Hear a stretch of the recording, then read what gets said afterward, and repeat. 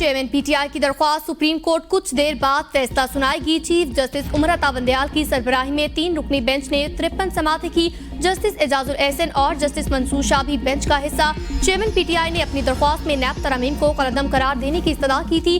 Chief justice ने दौरान समात रिटायरमेंट से कबल केस का फैसला सुनाने का बरमला इजहार किया।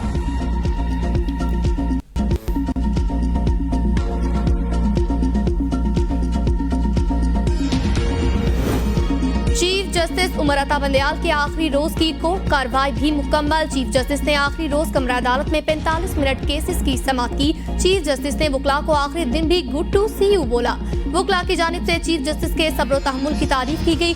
जवाब में चीफ जस्टिस ने कहा, ये हमारा फर्ज था, अल्लाह की खुशनुदी को जहन में रखकर काम किया। अदालती फैसलों पर तनकीद जरूर करें, जब जज पर तनकीद करें तो यकीनी बनाएं वो हकायक पर मबनी हो। वकला के कलमात पर चीफ जस्टिस ने गालिब का मिसरा भी पढ़ा, दिल के खुश रखने को गालिब ये ख्याल अच्छा है।